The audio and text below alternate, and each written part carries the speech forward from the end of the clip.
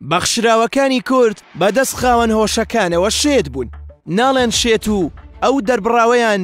گۆڕیوە بە بەخشراو، وا دەزانن ڕێزگرتنەکە تەنها پێویستە بە بانکردنیان بێت. بەڵام هەر جۆرە کۆکردنەوەیەکی ئەو کەسانە لە کۆڕ و مەجلیسەکاندا یان گەعدەی گۆرانی وتن و بەرنامەکانی تەلەڤیزیۆنیدا یان دروستکردنی تابلە و وێنەیان لەسەر دیوارەکان یان پێشوازیکردنیان لە بینا حکومیەکان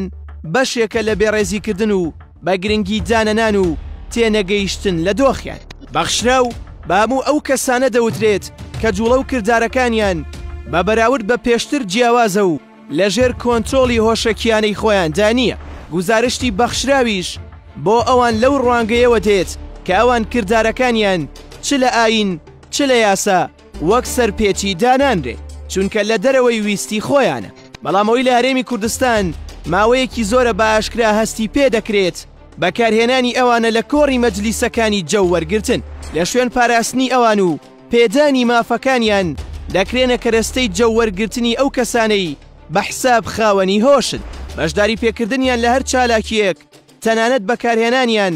لە شانۆگەریەکانیش بێڕێزیکردنە، چونکە دێڕەکانیان لە دەرەوەی خواستی خۆیانن. لە ڕووی زانستی دەرووناسی بەخشراوەکان یان بە گوزارشت و دەربڕاوی میلی شێتەکان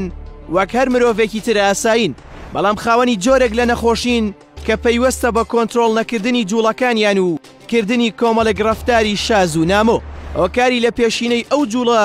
لە شڵەژان و دۆخەنە هاوسەنگە پەیوەستە بە پاڵەپەستۆی دەرونیەوە، نەک ئەوەی کە شتێک هەبێت و دەستی لێوەشاند بێ، چونکە دەست لێوەشاندن خوێندنەوەیەکی نەریتیە و تا ئاستێکی زۆر ئاینی نییە، چونکە لە ئایندا دەوترێت خوددا مرۆڤی بە سەروەری کائینات داناوە، نایخاتە ژێردەستی شتێکی تر تا تەحەکومی پێوە بکات. لەسەر شێوازی قسەکردنی سربەخۆ و دوور لە بابەت بڕوای زانستەکانی کۆمەڵناسی و دەرووناسی بەو جۆرەیەکە ئەوان بەهۆی ئەو جۆرە جەنجاڵیەی هەیەە ناتوانن کۆنترۆلی بابەتەکانیان بکەن و زۆر جار هەموو ئەوەی لەو کاتەدا بە خەیاڵیاندا دێت دەیهێنە سەر زمان بە بێ پەردە. هەرچی پێوەستی قسەکردنە لە خۆیانەوە بڕوای ئەو زانستەوە هەیە کە ئەمە دوان نییە لەگەڵ شتێکی تر، بەڵکو ئەوە قسەکردنە لەگەڵ لاشعوری خۆیان کە کۆی ئەوەی لە ڕابردوودا ڕووی داوە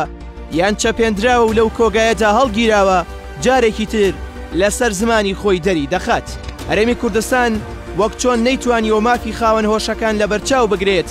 نەشی توانیوە ئەو کەسە بەخشراوانە بپارێزێت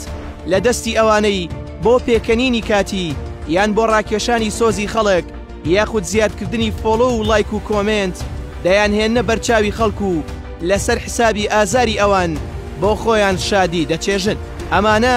نەپێویستیان بەوەیە بکرێنە ئەکتەر و ڕۆڵیان لە درامادا پێ بدرێ،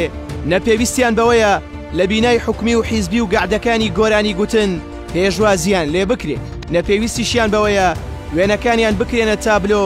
لەسەر دیوار و ڕووپەڕی ڕۆژنامەکان بنەخشێنچێن. ئەوان خاوەنی جۆرێک لە نەخۆشی تایبەتن و پێویستیان بەوەیە بخرێنە ناوەندێکی پزیشکی تایبەت بۆ ئەوەی چارەسەر وەربگرن و ئەوڵی تەواو بدرێت تا بگەڕێندرێنەوە ناو کۆمەڵگە و دەست بکەنەوە بە ژیان.